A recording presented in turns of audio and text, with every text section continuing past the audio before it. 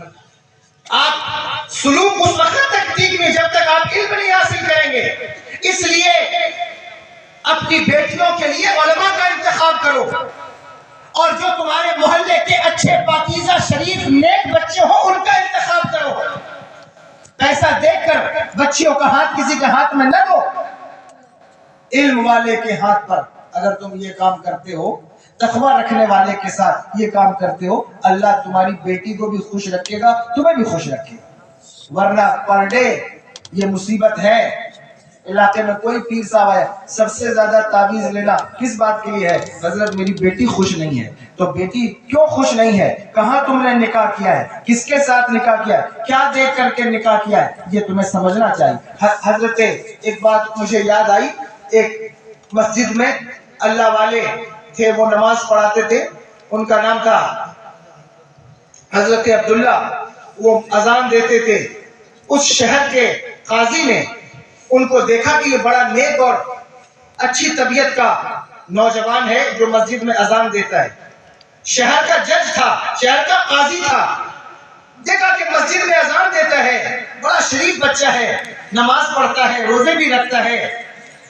اس سے انہوں نے کہا کہ میں چاہتا ہوں کہ اپنی بیٹی کا نکاح میں تمہارے ساتھ کروں. مسجد کا مؤذن ہے، نام ہے حضرت عبداللہ.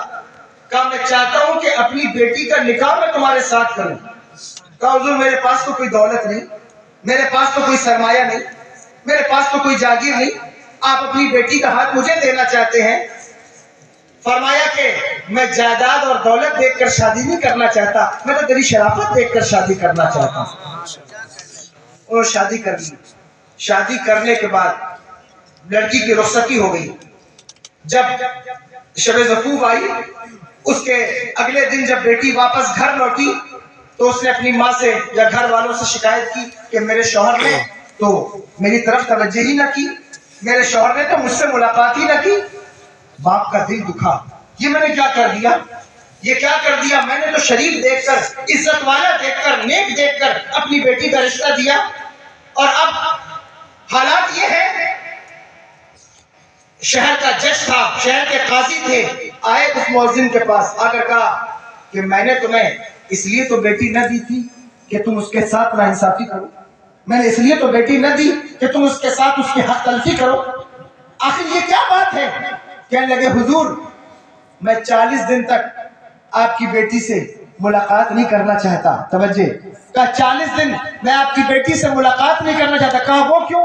کہا وہ اس لیے کہ آپ شہر کے قاضی ہیں، شہر کے جج ہیں، آپ کے پاس دنیا بھر کے تحائف آتے ہیں، تحفے آتے ہیں. جو آپ کھاتے ہیں ہو سکتا ہے کوئی ایسا لقمہ جو مشکوک ہو اور وہ آپ کی بیٹی کے پیٹ میں بھی چلا گیا ہو. میں نے پڑھا ہے کہ 40 دن تک رزق حرام کی نحوست انسان کے پیٹ میں موجود رہتی ہے، اس کے عمل میں زندگی میں موجود رہتی ہے. میں 40 دن تک آپ کی بیٹی سے ملاقات نہیں کرنا چاہتا. 40 دن تک اس کو اپنی محنت کی، اپنی مشقت کی کمائی کھلاؤں گا، اور 40 دن جب گزر جائیں گے تو پھر میں آپ کی بیٹی سے ملاقات کروں گا.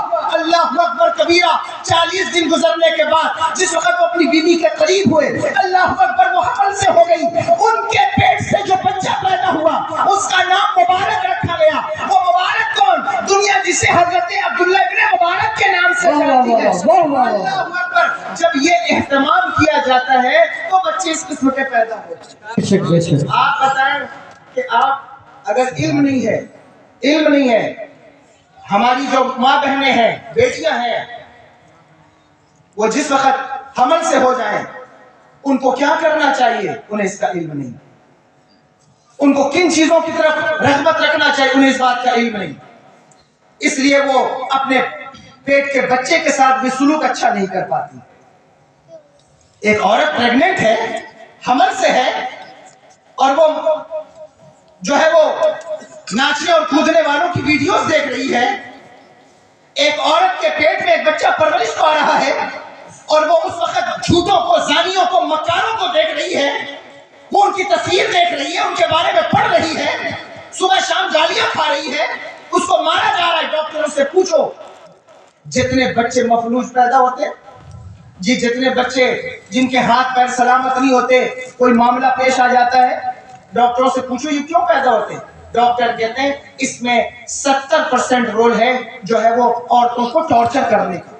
جس وقت وہ حمل سے ہے اس کو ٹارچر کیا جا رہا ہے, اس کو مارا جا رہا ہے, پیٹا جا رہا ہے, گالی دی جا رہی ہے, یا وہ کوئی اور خرافاتی کام کر رہی ہے, اس کا اثر بچے کے جو ہے وہ پیٹ کے بچے پر مرتب ہوتا ہے.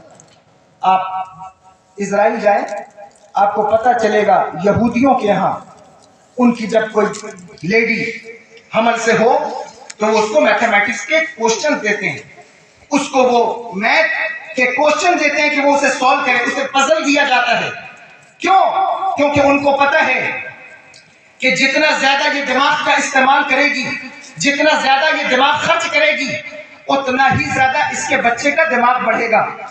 اگر یہودیوں کو کہا جاتا ہے کہ ان کا دماغ دنیا میں سب سے بہترین ہے, کیوں؟ کس بنیاد پر؟ پیٹ میں بچہ ہے اور عورت میتھمیٹکس کے جو ہے وہ کوشچن حل کر رہی ہے, عورت جو ہے وہ فزکس پڑھ رہی ہے, عورت جو ہے وہ کیمسٹری پڑھ رہی ہے, سائنس پڑھ رہی ہے, اس کے اثرات پیٹ کے بچے پہ مرتب ہوتے ہیں. یہ میں نہیں کہتا, ڈاکٹر کہتے ہیں, ڈاکٹر کہتے ہیں. لیکن اللہ اکبر کبیرہ, علم نہ ہونے کی بنیاد پر آج کچھ ایسے بھی جاہل کھڑے ہیں جن کے سامنے کہا جائے کہ حضور غوث الاعظم کو قرآن کے اتنے پارے یاد تھے جب آپ دنیا میں تشریف لائے, تو وہ کہتے ہیں یہ سب قصہ کہانیاں ہیں. میں کہتا ہوں جاہلوں, نادانوں, بے وقوفوں, کاش کہ تم نے دین کا علم نہیں حاصل کیا تو دنیا کا علم حاصل کر لیتے, تمہیں پتہ چل جاتا. اگر پیٹ میں بچہ رکھ کر سائنس پڑھنے والی عورت کا بچہ سائنٹسٹ پیدا ہو سکتا ہے, تو پیٹ میں بچہ رکھ کر قرآن پڑھنے والی عورت کا بیٹا حافظ قرآن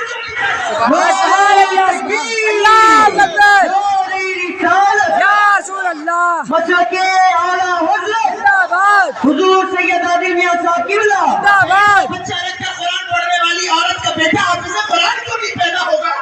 پیٹ میں بچہ رکھ کر حدیث پڑھنے والی عورت کا بیٹا محدث کیوں نہیں پیدا ہوگا؟ عالم کیوں نہیں پیدا